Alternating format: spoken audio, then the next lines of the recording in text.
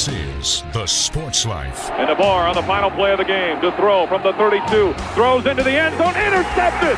Intercepted at the 5-yard line. And the Buckeyes are headed to the desert. And they run Howard back over the field.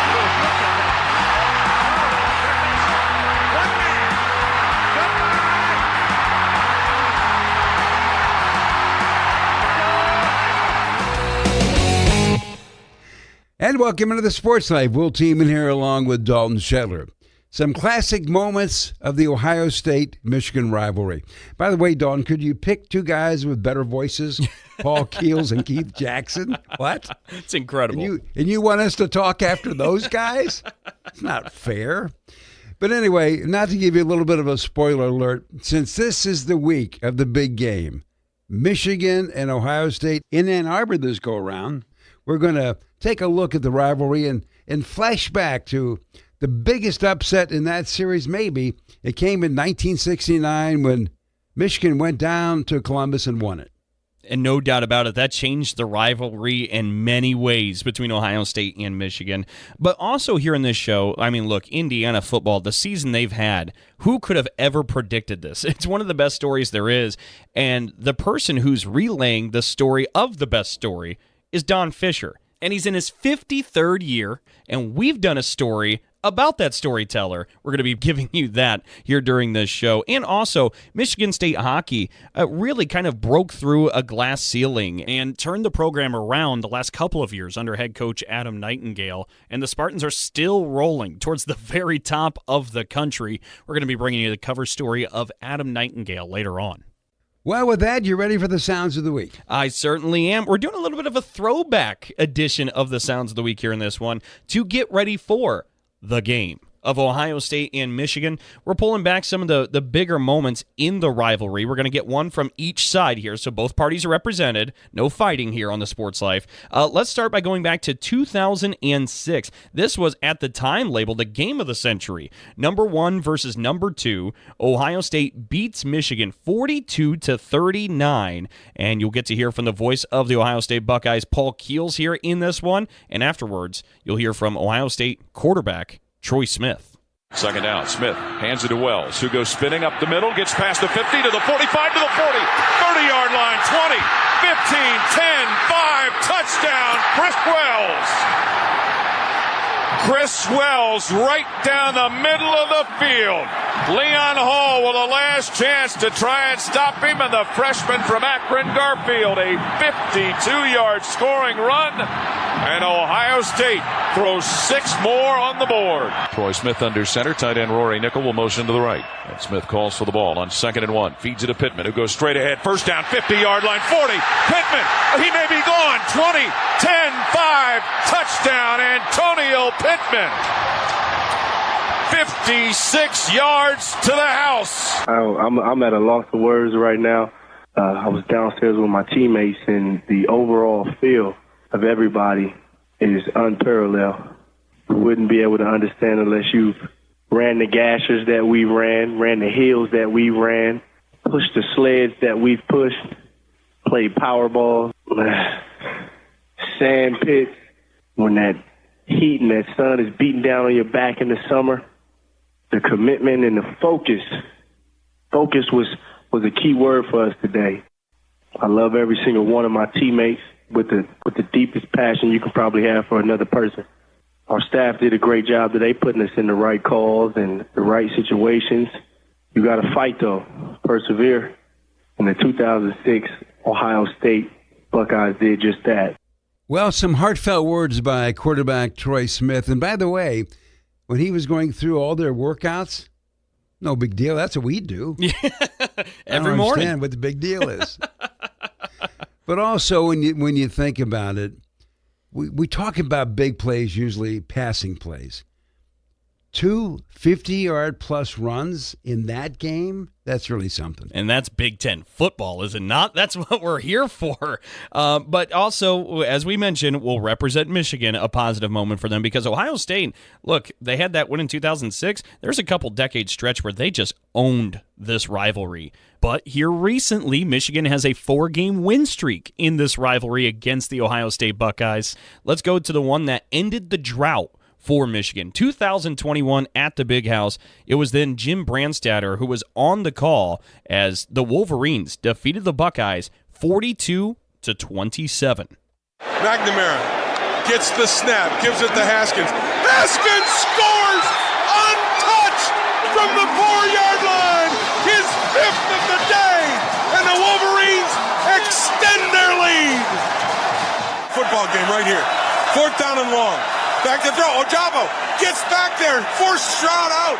Throw the ball down. That's caught, but it's short of the first down. That's it. It's caught by Olave, but it's 5 yards short of the first down. That'll do it. Ladies and gentlemen, the long drought is over. Ohio State is vanquished. 42-27 is the score, and the Wolverines are going to go to Indianapolis. Well, I would say Jim Brandstatter, who was, before he retired, 37 years as a broadcaster for Michigan and played at Michigan. I think he was jacked. I think there was a lot of his heart and soul into that one. And again, the context of it, Ohio State had a long win streak against Michigan. They finally snap it there in that one, and that's where all of a sudden you took notice. And that also, by the way, you hear at the end, Jim Brandstatter says the Michigan Wolverines end up in Indianapolis. That was the first time that Michigan had made it to the Big Ten championship game since it was created to be played there in Indianapolis. So it had been a long time coming, and you feel every single bit of that long time and patience in Jim Brandstatter's call there. And the other thing is, this was kind of the beginning of the foundation of what was to come, and wind up being 2 more wins over Ohio State, 2 Big Ten titles, and a national championship. And so that was the beginning, and what a run. And so it's going to be kind of interesting to see what happens Saturday when Michigan meets up with Ohio State. Well, when we come back talking about this great rival game, Michigan and Ohio State, we're going to come back and talk about the upset of the century, the 1969 Michigan game at Ohio State. Woody versus Bo, the upset of the century. It's all coming up in just a moment. So, got one for you, boss. Oh, yeah? What's black, white, and dented all over? I give up. The company truck. I know, but thanks to our agent, we've already submitted an insurance claim and can track the status right from the app. Auto owners pays what they owe without any hassle. Lucky for you, that's simple human sense. Ask your independent agent if auto owners make sense for you.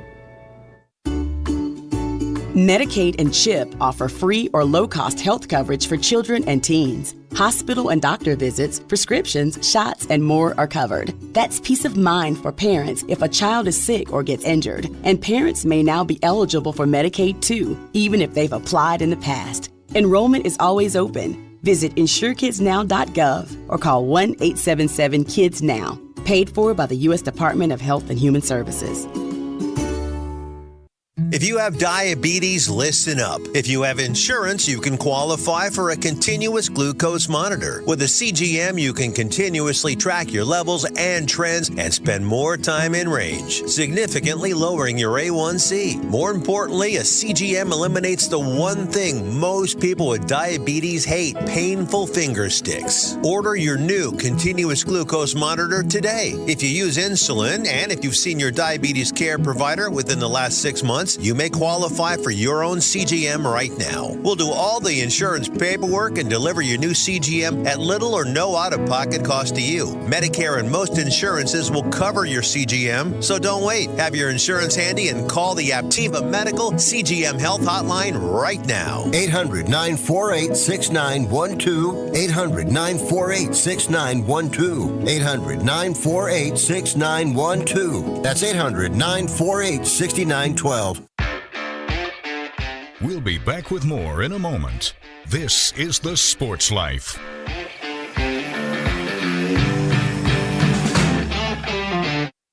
Roxanne Watson is on a mission. Hello, how are you doing today? She wants more people to register as organ, eye, and tissue donors. Are you an organ donor? Yes, I am. Yay. My goal is to sign up the most people in the United States. What drives her? Roxanne's own life was saved through the gift of a heart transplant, made possible by an organ donor. I decided that day that I was going to devote myself to the cause of organ donation and signing people up and honoring my donor by doing that. Now she's back to health, and she's a powerful force helping to save lives every day through her work. Imagine what you can make possible by leaving behind the gift of life. 8 people can be helped with the major organs, and up to 50 people can be helped with a little bit of everything. And when you think about it that way, that you could help that many people, it's amazing. It really is. Learn more and sign up as an organ, eye, and tissue donor. Go to organdonor.gov. A message from the U.S. Department of Health and Human Services, Health Resources and Services Administration.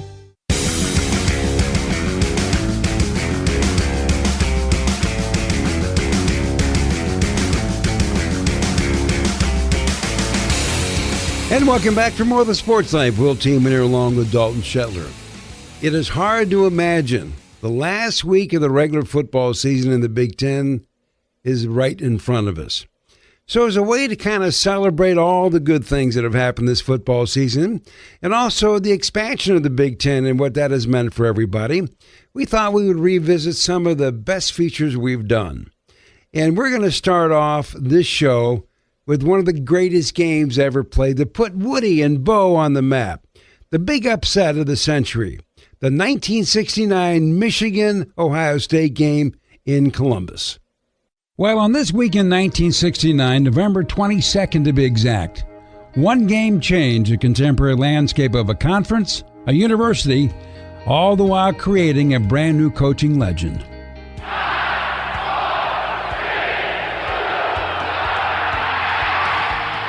And there it is, what has to be the upset of the century. In this centennial year of college football, what a ball game we have seen here today. And the jubilation and cheering and celebration will go on long into the night in old Ann Arbor town. The game was Ohio State and Michigan. The Buckeyes were shooting for their second straight national championship and owned a 22-game winning streak, and had the year before hammered Michigan 50-14. Scoring late in that game, and to the surprise of many, went for 2. It was said that Ohio State was the team of the century, and that only a team like the Minnesota Vikings of the National Football League could beat them. But on this November day at Michigan Stadium, for a then record crowd of over 103,000, they saw what might have been the biggest upset of the century. The final score was Michigan 24 and Ohio State 12. Offensive lineman Dan Deerdorf, who since his playing days at Michigan has been inducted into both the College Football and National Football League Hall of Fames, played in this game, but at the end did not quite understand its historic significance. No, not really. Players, especially at that age, I mean, we just live in the moment, and especially we were living in Bo Schembechler's world, and he made it very clear that that was a privilege and that could be revoked at any moment. And so we were just working hard. I'll tell you what was interesting was years later visiting with Bo, and he told me, he said, Dan, you guys never knew this, but every day, I don't care if it was a week before Illinois, Minnesota, Wisconsin, it didn't matter. Every day, there was probably about 5 minutes of our practice that day that was devoted to doing something that had to do with Ohio State. You guys didn't realize it, but that's what we were doing as a coaching staff. We worked on Ohio State every day of the entire football season. You guys just weren't aware of it. They got you for 50 points the year before. Was that a big focal point to talk about as you guys were preparing? Well, we would have forgotten about it except for the fact that Bo made every one of us on our football helmets put the score of the game across the front of our helmets. So you couldn't look at a teammate, you couldn't look at anything without seeing that score. Like we forgot about it. But Bo wanted to make sure we didn't. No, that embarrassment the year before, because we were a pretty good football team, and getting embarrassed like that in Columbus, no, that was an open wound for every one of us. Is it true that Woody Hayes really said when he went for 2 late in that game the year before, when asked, why did you go for 2 when the game was sealed? And he said, because I couldn't go for 3. Was that true? Well, I wasn't at the post-game press conference. Nobody had a recording of it. But I can only tell you that it's a great line. So if he didn't say it, he should have said it. It encapsulates back then the Michigan-Ohio State rivalry. Hey, you know what? It's our job to stop him. If he wants to go for a 2-point conversion, who cares? But you got to admit, if he actually did say it, it's a heck of a line. It's a great line, Dan. It's a great line. Hey, you know what? Let me just say one thing about Woody Hayes. A lot of people use the word hatred when they talk about Michigan and Ohio State. I can only tell you, in my era, that was not a word we ever used. There was nothing but respect for Coach Hayes and everything that he accomplished at Ohio State. Were they bitter rivals? Yes. But at the end of the day, about half our football team was from Ohio, and if we got a phone call that the University of Michigan was disbanding their football program, I'll bet you people would have been astonished how many guys from our football team would have then gone to Ohio State. It was respect, not hatred. Dan, as you've been asked about this game, I'm sure hundreds of times, is there any one question you wish somebody would have asked you about this game and didn't? I think the one thing that I don't think enough people realize that this was so much more than just a win over Ohio State and a great Ohio State team. What we're all so proud of, and what I don't know that everybody stops to think about, is that football game really kick-started the modern era of Michigan football. That it announced Bo Schembechler's impact, his arrival. It was the beginning of the 100,000 game sellouts. It didn't happen immediately, but the magic that happened after that game between Bo and Woody, the 10-year war. But I don't think Michigan football has ever been the same since that game. And every one of us on that field that day, to this day, we're immensely proud of that. Also on the field that day for the Maize and Blue was fellow offensive lineman and Deerdorf's current broadcast partner on the Michigan Radio Network, Jim Brandstetter. One of the first questions of Jim was to recall how he felt after the big upset win against Ohio State. Euphoria. I mean, we knew we were going to win, Will. I know it sounds silly, but before we took the field, we knew we were going to win. We wanted to play Ohio State as soon as we walked off the field the weekend before when we beat in Iowa. So when we won that game, it wasn't like it was a big surprise to us. We were just thrilled and happy for each other that we had pulled this off. And in the middle of that celebration, I don't think you got a sense of a history the way you do 20 years later or 10 years later. We just were a bunch of kids who had, with great commitment and great effort, pulled off a tremendous upset. And it was revenge from the year before. And we were sending this victory to those seniors from the year before that got hammered by Woody Hayes in Ohio State, Ron Johnson, who was playing for the New York Giants. We wanted him to know this is for you. So the historical perspective kind of was lost on us. We were just 20-year-old, 19-year-old kids thrilled to death celebrating a great victory. Did you ever think what would have happened had Ohio State won that game, how it would have changed the history of college sports and clearly in the Big Ten? Honest to God, Will, and I don't mean to sound flip here, but no. I have never thought about what would it have been like if it was different, if they'd have won. I have never even imagined that. That's one of those questions, to be honest with you, I've never gotten it So thank you for asking. But my answer at first blush is that's never crossed my mind because, I mean, literally from the time we left the Iowa City Kinnick Stadium field the week before we played that game, we believed we were going to win that game against Ohio State in 69. And it never entered our minds that we were going to lose. Maybe that's that magic of Schembechler.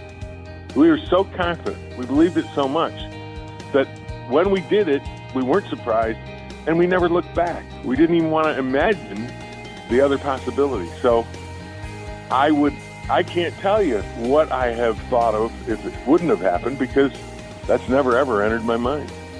Now, Jim, as we wrap this up, this may not be a fair question, but I'm going to ask it anyway.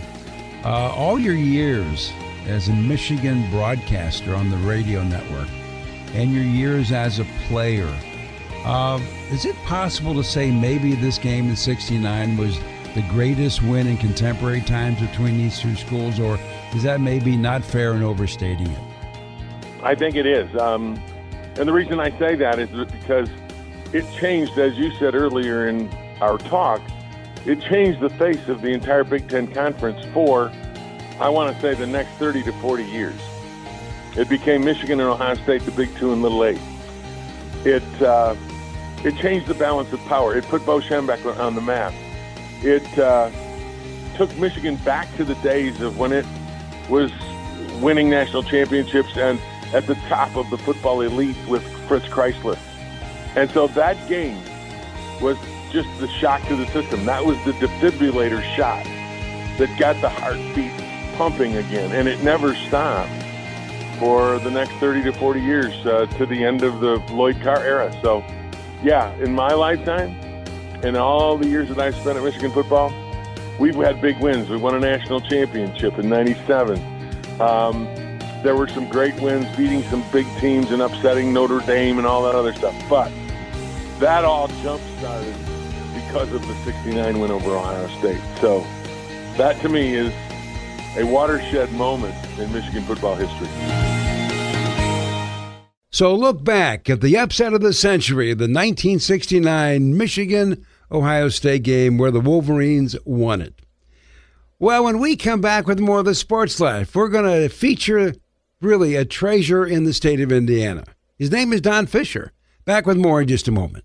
Oh, yeah. Hey, Dad. Did you get a new haircut or something? A new shirt? You're looking good. What happened? A little fender bender? How little? A few days in the shop little. But thanks to Mom and our agent, we've already submitted a claim and can track the status right from the app. Auto owners pays what they owe without any hassle.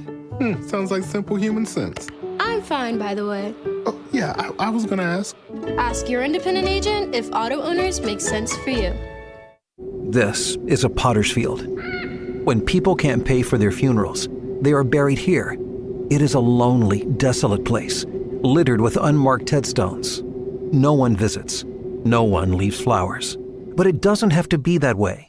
For as low as $1 a day, you can ensure your family will have the money to pay your funeral expenses. We offer burial insurance plans that pay up to $30,000. Considering the average funeral costs more than $10,000, that's peace of mind for your family. There are no medical exams, your rates won't increase, and your policy cannot be canceled as long as you make your premium payments. Call now to get approved in minutes and ensure your final resting place is more than just a pauper's grave in a potter's field. 800-562-2407. 800-562-2407. 800-562-2407. That's 800-562-2407. Paid for by Final Expense Direct. We all make choices about alcohol. Kids make choices whether to drink or not. Bye, Dad. Remember, I'm going to Alex's party tonight and sleeping over. Hey, Em, remind me about that party again? And adults make choices whether to talk about it. That's true of parents and every other trusted adult in a kid's life. Kids want to know our expectations, and they want honest answers in everyday conversations. So talk with your kids and help lead them on a positive path, because when you talk, they hear you. Learn more at underagedrinking.samhsa.gov. We'll be back with more in a moment. This is The Sports Life.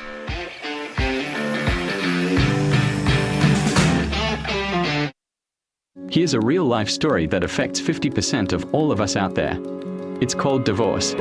If you've gotten divorced and now you're struggling to pay your bills and your credit card debts are completely out of control, you need to call this special debt relief hotline right now. We help people with all kinds of money problems caused by different life challenges, a divorce, a job loss, even heavy medical bills. All these life events can sometimes financially stress you out and cause you to get out of control. We help people get their lives back by showing them ways to consolidate and reduce their debt, in some cases for a fraction of what they owe. If your credit card balances are more than $10,000, call us and learn how to reduce your credit card bills and monthly payments now. Here's our number. Paid for by Debt.com. Call now, 800-810-1584, 800-810-1584, 800-810-1584. That's 800-810-1584.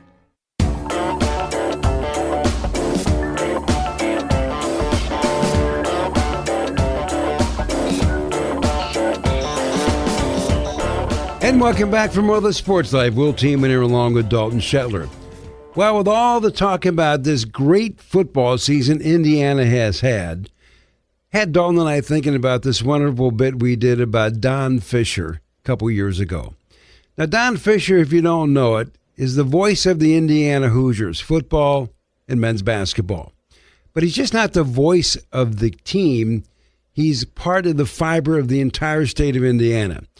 He's been at this now 53 years in a row.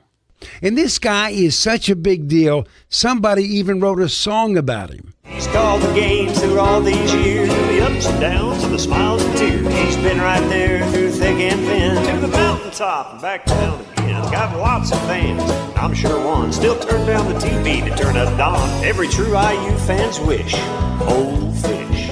Let's hear you, Don. The Hoosiers look like they're going for the last shot. Alford trying to work himself free. Spark down on to Daryl Thomas. 8 seconds to go. On the Spark, baseline jump shot in the air. Good! 4 seconds, 3 seconds, 2 seconds, 1. The Hoosiers have won the national championship. Of course, I'm talking about the legendary Indiana University broadcaster, Don Fischer, who this upcoming season will be entering his 50th year behind the Hoosier mic. So for Don Fischer, the beginning of his broadcast Hall of Fame journey was an interesting one. The truth of the matter is I got into this business on a lark. Not a lark necessarily, but just on the spur of the moment. I was working for the railroad at the time as a ticket clerk in a railroad depot in Mendota, Illinois, where I was born. And my shift was 9 o'clock at night till 6 o'clock in the morning. And when they hired me, they said, it's going to be a couple of weeks. We're going to hire a weekend guy, but for the next couple of weeks, you're going to have to work 7 days a week. And I said, not a problem. 7 months later, I finally got my first day off. I'm not kidding you. I literally had 1 day off in 7 months. And that shift is 9 at night till 6 in the morning. What kind of social life do you think I had? So at any rate, about halfway through this 7-month period, I'm sitting in the depot one night during my break, which was 1 to 2 in the morning.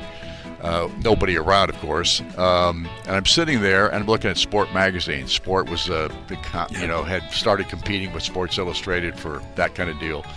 And so I'm sitting there, and on the back inside cover of Sport magazine, there's a full-page ad for a place called Career Academy in Milwaukee, Wisconsin. It was a home correspondence course. And the headline was, how would you like to be a sportscaster? So that is how I started going, you know what? I know sports. I've been following sports all the years of my life at this point. I'm like 20 years old. And I just decided, hey, this is something I think I can do. And I never went to college. I was too stupid in high school to really apply myself. I was getting C's, but that was basically it. I got A's and B's in gym class and things like that, but in the regular classroom, I was a C student. It's just because I didn't apply myself. And I'm a twin. My brother was very good academically. He knew what he wanted to do when he was in 7th grade. He wanted to become a Lutheran pastor, and that's what he became. But I had no clue. And I was kind of the rebel of the family, so to speak, and the black sheep in many respects, deservedly so. And it just fit. What I saw there was, this is something I think I can do, just because I have a background in having played sports and everything through high school and that kind of thing. And I was an average athlete at best. But I loved it and enjoyed it. And so I got into the business through this home correspondence course, got my first job in Butte, Montana, of all places, and was there for about 15 months and came back to Illinois and went to work at this radio station in Ottawa, Illinois, and the rest is history. And the history has been rather outstanding.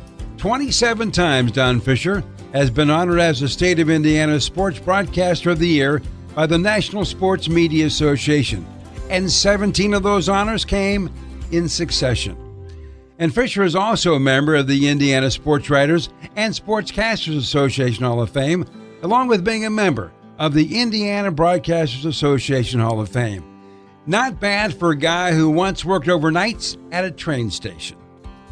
Now, for Don Fischer, he may not remember every game he's ever broadcast, but he surely remembers the first one. I got into this business, the first game that I ever did, I was going to get fired because it was the worst broadcast you've ever heard in the history of play-by-play. I'm not kidding you. It was horrific, and I still have that broadcast. I have it on digital now. I had it on tape at one time, but it's on digital now, and it's in my computer, and nobody gets to hear that. Maybe when I'm dead and they bring it back or something, I'm going to go, who the heck was that?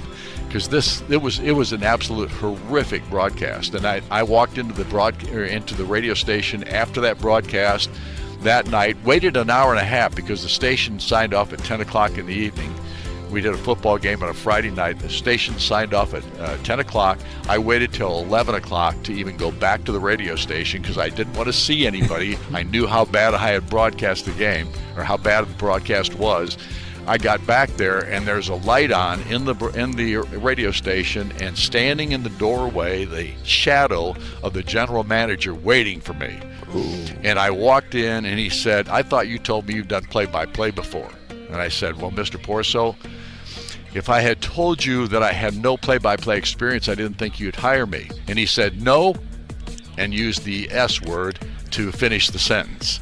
So I said, I know this is a family show, Will, so I'm taking care of you, buddy. It was good. So at any rate, I had 3 weeks to get better or I was fired. So I went to a local radio station in WLPO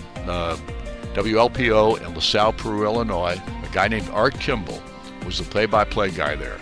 Really a wonderful broadcaster, and I didn't know him from Adam. I just called him up on a Saturday after I'd done this football game, and I said, "Mr. Kimball, you don't know me. My name's Don Fischer. I grew up in Mendota.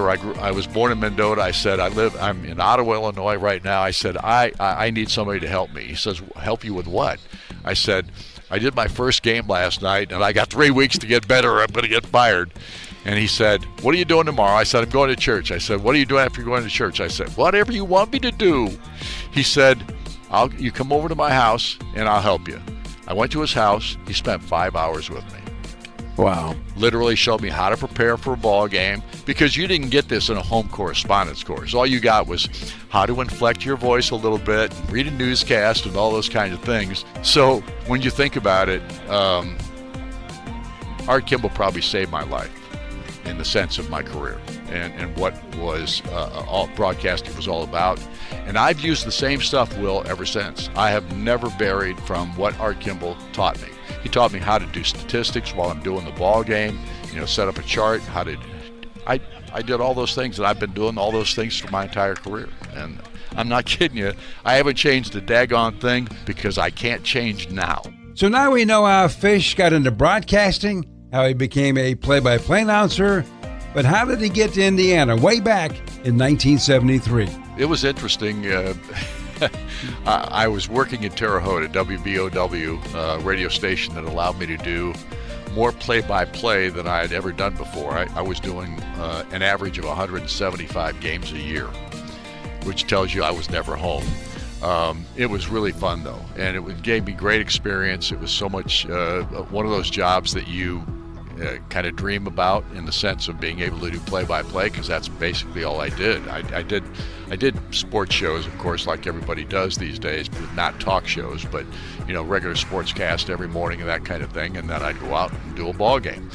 At any rate, a new owner came into the radio station and decided to make the FM side, where we did all of our sports, music intensive. This is back in the 70s, as you know, and that's what FM decided to do. And so at any rate, he said, you can stick around and we'd love to have you stay as an announcer, and you'd have a chance to do maybe one game a week on the AM side. That would be it. And I went, you got to be kidding me. That's not what I want to do. I've been doing all these ball games for the last 2.5 years. So at the end of the football season, I left and went back to a station that hired me in my first sportscasting job in Ottawa, Illinois. The general manager there was the guy who was the program director when I was there the first time, and I called him up and I said, hey, they've dropped sports here at WBOW. I said, is there any chance that I could hire on here in the wintertime before I look for another job? And he said, absolutely, we'll let you sell, which I'd never sold before. And I knew that was going to be a really difficult scenario. He said, but we've got a high school kid doing our football and basketball games, he said, and we'll let you teach him as much as you can teach him during the wintertime here and with basketball season. And I said, okay, I'll do it, because I didn't want to stay in Terre Haute. So I went back to Ottawa, Illinois, and then, of course, in the spring, I started looking for jobs, and one of the jobs and my old boss in Terre Haute called me up and told me that the job at Indiana was going to be an exclusive radio voice scenario for Indiana University. And today he said, you ought to apply for that. And I said, well, I'll do that. He said, I said, do you know anybody there? And he says, I know the general manager, Don Nelson. He said, I'll give him a call and see if they're still accepting applications, because I didn't know the job was open, and it had been open for like a month. So he called me back about 3 hours later, and he said, well, the job's still open, but he said they've had 270 some applicants for the job. He said, you might want to get yours in there pretty quickly. So I sent a tape and a resume to the radio station, WIRE in Indianapolis, and lo and behold, about 2 weeks later, I got a call. I made the final 5. So I went down for an interview, came back home thinking there's no chance, not with, 4 or 5 other people that they were going to interview, figuring it had to be somebody really good, or all of these guys were probably really good. Next thing I know, I get a call, and that's how I got to Indiana. So with 49 years in the books and more to come, when it's time to step away, how would Don Fischer like to be remembered? People have asked me that before, and I don't know how to answer it, to be quite honest about it. I just hope that I've been able to entertain them a little bit, and hopefully they've enjoyed what they've heard. I've always liked, I loved listening to Harry Carey when I was a kid, when he was in St. Louis, when he actually did play-by-play and really did it well. I loved listening to that guy and how much excitement he brought to a broadcast. And if I am just an inch, in that area of entertainment for people, that's how I'd like him to remember. A visit with one of the all-time greats, Don Fischer. Now, when we come back with more of the Sports Life, we're going to visit with somebody who's taken a hockey program and put it right back on top in short order. Back with more in just a moment. So, got one for you, boss. Oh, yeah? What's black, white, and dented all over? I give up. The company truck. I know, but thanks to our agent, we've already submitted an insurance claim and can track the status right from the app. Auto owners pays what they owe without any hassle. Lucky for you, that's simple human sense. Ask your independent agent if auto owners make sense for you. If you served honorably in our nation's armed forces and you're looking for a way to continue serving your fellow veterans in your community, then join AMVETS. AMVETS members volunteer millions of hours at VA healthcare facilities from coast to coast, helping to improve the lives of their fellow veterans through the VA Voluntary Services Program. AMVETS posts and departments also participate in a wide variety of community service projects. If you no longer wear the uniform today, you can still serve through the AMVETS by joining today at amvets.org.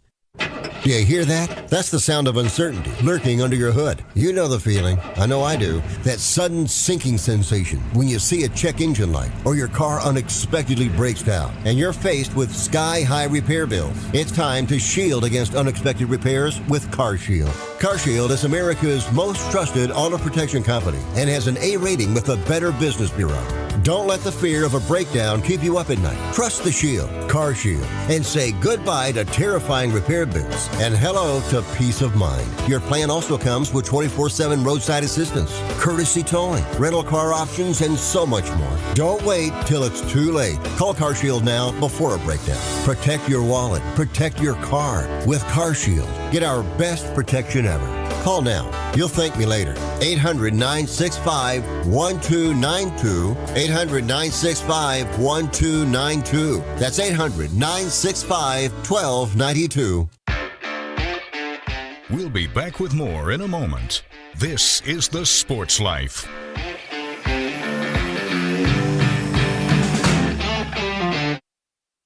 Did you receive a call or message that mentioned Social Security and demanded immediate action? Did the caller know your Social Security number or other personal information and tell you that your Social Security number had been used in connection with the crime? Did you feel worried that your Social Security number might be suspended, your bank account might be frozen or seized, or you could be arrested? That is not the Social Security Administration. Social Security will not threaten you, demand your personal information or instant payment, email or text you pictures or documents, or use a real government official's name to gain your trust. Social Security does not accept payments by gift card, prepaid debit card, internet currency, or by mailing cash. Criminals use these forms of payment because they are hard to trace. Do not be fooled. Hang up. Ignore them. Report this criminal activity to the Social Security Administration Office of the Inspector General at oig.ssa.gov. Produced at U.S. taxpayer expense.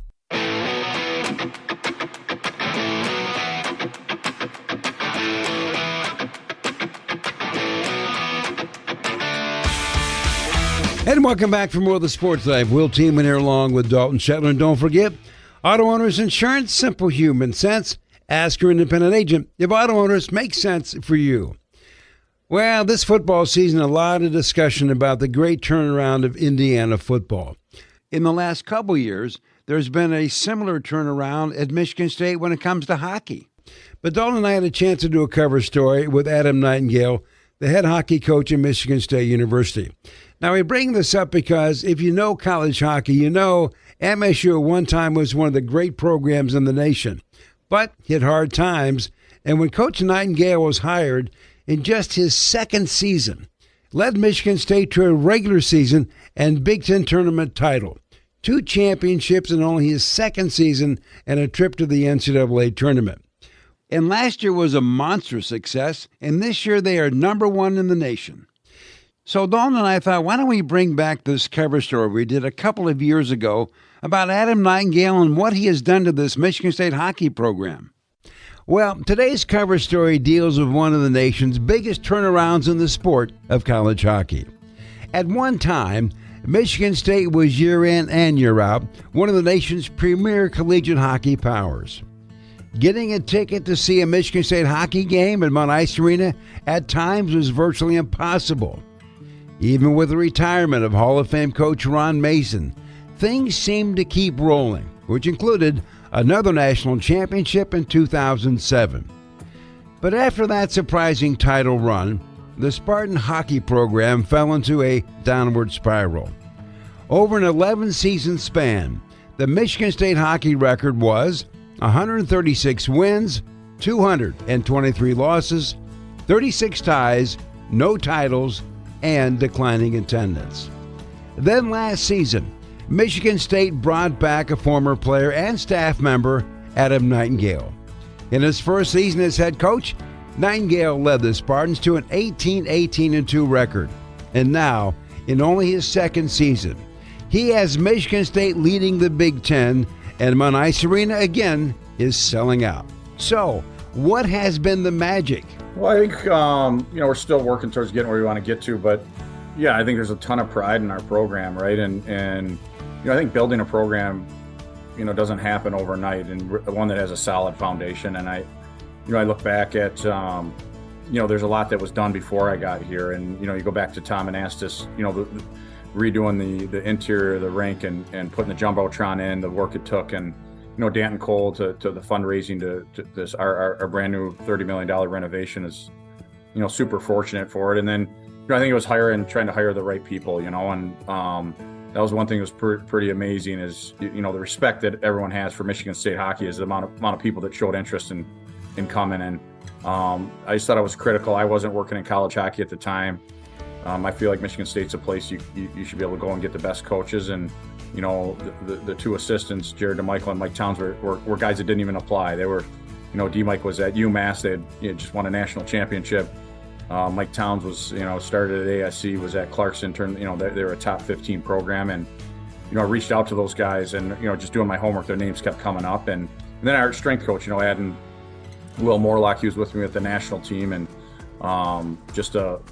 does an unbelievable job. And that's such a key to college hockey is just, development and helping guys get better and using our practice week and training week to improve because we play on the weekends. It's not a weekday league, so you got an opportunity to grow. So he's done a great job. And then Brad Fass, I think Fass is a great Spartan and obviously All-American captain, played in the NHL and really good with player development stuff. So I think that was really important is really identifying the right people to kind of help turn it around. Another key to any turnaround is the ability to sell the dream. When I look back at it, I give like Trey Augustine. He's the top American-born goalie. He just won a World Junior gold medal. He committed to us before we ever, and I had coached Trey with the national team, so there was a relationship there. And I think that, Trey knew what he was signing up for. But you think back for him, he could have went to any school he wanted to, and at that position, you're talking about a goaltender that's, potentially walking into being under siege every game, and he wanted to be part of building something special. Coach Izzo helped us with that and that recruiting process. And I think you just kind of chip away at it, and then you got to prove it too, right? We can talk about all this stuff, and I think our staff has a good reputation. Again, we're not perfect, but a good reputation with helping players get better. And we had some tangible evidence. Nico Mueller went from 6 points to 34 points. Jagger Joshua never had more than 3 goals. He had 13, signed a pro contract. Cole Krieger led the Big Ten in goals last year. Never played on the power play. He was the first fifth-year player ever to sign an NHL contract. So everyone can talk about development and helping guys get better and improvement. And I thought we had some concrete evidence there. And as for Adam Nightingale's background, it all started being from a state that loves the sport of hockey. I grew up in a hockey family, grew up in northern Michigan. Both my parents had 2 brothers that played college hockey. And both my parents were college athletes, but didn't play hockey. But we had a passion, growing up in Sheboygan for the sport. And so, moved away from home at a young age. Eventually, played, I think my junior year. And then I, got a chance to come to Michigan State and play. Then I played a couple years after. A minor pro, and I was married at the time. My wife was pregnant, and so when she was pregnant, we didn't have insurance in the off season, so I had to take find a job, something that could, so we'd be covered. And I took a job with a construction company. I was a superintendent down to Charlotte, North Carolina for a year. I loved it. Actually, it was probably, if I didn't know hockey, that's probably what I stuck doing. I learned a lot about leading people, and not that I'm perfect, but I think, I never had to have hard conversations, and then all of a sudden you're in charge of $1 million home, and you got to tell people that things are done wrong or that's not good enough. And, but I just miss being around the sport and being a part of a team. And so I just called around, and I went to, I ended up at a boarding school in Faribault, Minnesota, Shattuck St. Mary's. For hockey people, it's a hockey factory. It's produced a lot of Hall of Fame NHL players. And so I went there. I coached the 4th midget team. I coached lacrosse as well. I taught economics. I was a dorm parent. I was head of summer hockey camp. I was an advisor to seniors. So you have to wear a lot of different hats, but loved it there. I was there 2 years. Got a chance to come back to Michigan State to work for Coach Comley and Coach Anastas for 4 years as director of hockey ops. And at that time, they were pretty strict on what you're allowed to do coaching-wise. I knew I wanted to coach. I actually left Michigan State, went back to Shattuck, coached the Bantam team, which is 14 and under. I did that for 2 years. And then I got a call out of nowhere from Dan Bilesma to go to the Buffalo Sabres in the NHL. And I thought we were going to be at Shattuck the rest of our lives. It was never about the level I was coaching, but you don't get that call every day to get a chance to work in the NHL. And Dan Biles was the guy that won an Olympic, or was our Olympic coach, and won a Stanley Cup. And so I went there for a year. Then I was in Detroit with the Red Wings for 3 years. Loved my time there. And then, I ended up taking a job with the national team as the head coach of the under 17 team and, the under 18 team the next year. And then this opportunity popped up, and I was fortunate to get it. And being from Sheboygan, Michigan didn't hurt. Yeah. Growing up in Sheboygan, I think it's an unbelievable hockey state, and college hockey. Where I grew up, Lake Superior State was really humming at that time, and we'd go to a lot of their games. And if we didn't go to the games, we'd listen to them on the radio. And I'm thankful for growing up in that area, because it showed my brothers and I that playing college hockey is attainable. It takes a lot of work and obviously commitment, but to have at that time Lake Superior had won the national championship in '88, won it in '92, lost in the finals in '93, and won it in '94. I mean, they were really rolling. So we had some great role models to look up to. When it comes to Spartan head coach Adam Nightingale, he has sort of been there and done that. He has coached at the international, professional, collegiate, and youth levels, all with positive results. And he is big on East Lansing. I really think that East Lansing's a hockey community, and it's been awesome seeing the rink fill up, and you can't get a ticket now. It's been standing room only. It's loud.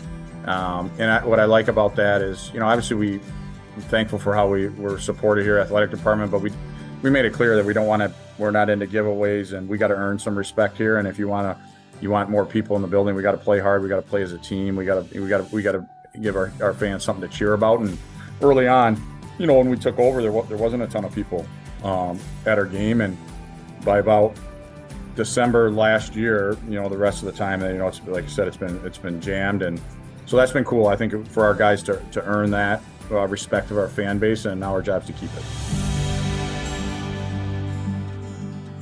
And so far, so good for the Spartans and Coach Adam Nightingale.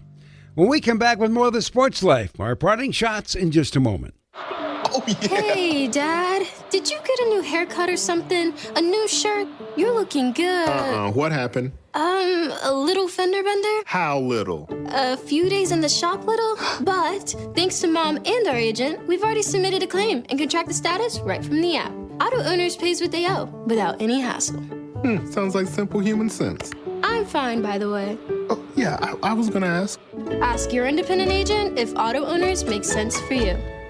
Everything is expensive right now. Gas, food, you name it. You're spending more, you are making the same or less money.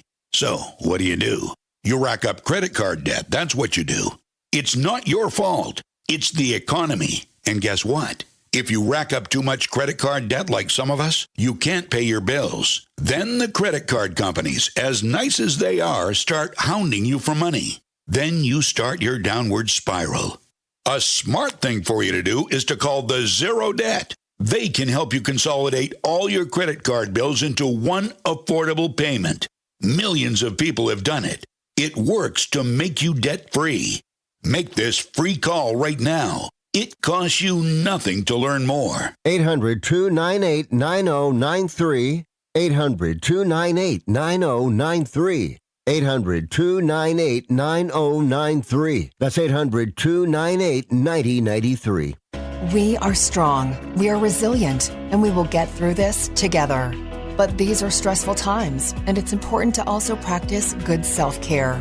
It's normal to feel overwhelmed, anxious, or afraid, but there is hope.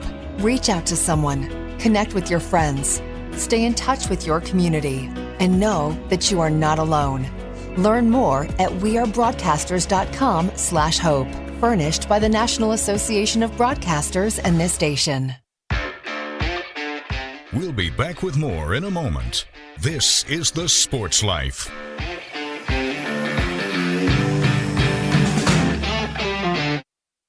I found hope in the midst of an overwhelming situation. Alcoholism is a disease that can affect any family. Everyone suffers, but there is help and hope at Al-Anon Family Groups. Al-Anon gave me my life back. I'm a better father and husband. Are you in an overwhelming situation because of someone else's drinking? Al-Anon and Alateen can help. Local and virtual meetings are available. Maybe one could work for you. Call 1-866-200-0033 or visit alanon.org/hope. I'm Naheem Hines, professional football player. No matter the challenges I face every day in the NFL, my mom is always there for me, despite her own struggles with muscular dystrophy. And MDA is there for my mom. At their 150 care centers across the U.S., MDA is the leading organization in research and care for kids and adults with muscular dystrophy, ALS, and related neuromuscular diseases.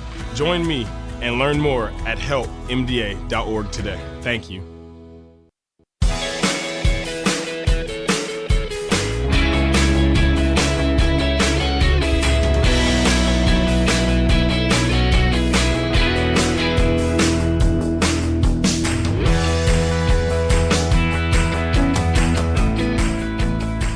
And welcome back for more of the Sports Life. Will Team here along with Dalton Shetler. Well, we had a fun show this week. It's always good to relive the great upset of the century, the 1969 game between Michigan and Ohio State. Well, Don Fischer, an Indiana treasure, the voice of the Hoosiers, what a story that is. And then you look at Michigan State hockey, what a resurgence under the leadership of Adam Nightingale. So, good show.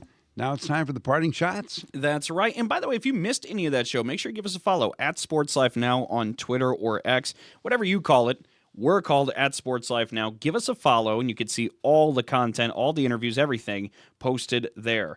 For my parting shot, I wanted to go back to something we talked about a week ago. We celebrated Matt Painter winning 500 games in his coaching career. And you had mentioned something during last week's program, Will, that kind of rattled around in my mind for the following week, which was talking about the similarities between Purdue and Michigan State and the way they've ran their programs, especially here in the new landscape. So I wanted to take a look with Matt Painter being at 500 career wins. Now, granted, there's a small portion of those total wins that came when he was at Southern Illinois, so he's still got to get to 500 as the Purdue head guy. But if you look at the Big Ten all-time leaders at a Big Ten school, Tom Izzo, obviously number one at past 740. Bob Knight, number two, 659 wins. Then it's Gene Cady at 512 at Purdue. Matt Painter on the heels of Gene Cady to become the winningest coach there at Purdue, which is something just unthinkable. But then you go past that and you have Lou Henson at 5, Piggy Lambert at 6, Branch McCracken at 7, Bo Ryan 8, Thad Matta at number 9, and Judd Heathcote at number 10. You have Michigan State at the very top with Tom Izzo, and then look at that Purdue contingent in the middle there with Gene Cady 3, Matt Painter 4, Piggy Lambert 6. You talk about the greatness of those two programs and how they mirror each other. It makes all the sense. If you sprinkle Indiana in there, I mean, that's, for the most part, that's your entire list of your top 10 wins when it comes to coaches all time in Big Ten history. So there's reason they kind of follow each other and copy each other. A little bit. Yeah. A little bit. Well, my parting shot goes to the Big Ten talking about accepting this private capital deal for $2 billion. And two schools are not for it, Michigan and Southern Cal. And a Michigan region by the name of Jordan Acker, he said, if indeed this passes, Michigan will consider going independent and leaving the Big Ten. Okay? Well, you know, in the Big Ten, Dalton, if you want to leave, there's no exit penalty. You can just leave anytime you want to go. Well, one of the reasons why people don't leave the Big Ten, because it's such a great place to be. I mean, the competition is wonderful. You get a great platform for visibility, and there's no place where you can make more money than being in the Big Ten. So if indeed Michigan wants to go, well, good luck. There's the door. There's the door. And with that, that's a wrap for our show. And as always, thanks for joining us. And we should also note that you can find us wherever you find your podcasts, like SoundCloud, Spotify, and Apple. And make sure to check us out and hit subscribe. As always, thanks to the Big Ten Network. The Sports Life is produced by Dalton Shetler. Our executive producer is Wendy Hart. So on behalf of Dalton Shetler, I'm Will Tiemann, and thanks for your time.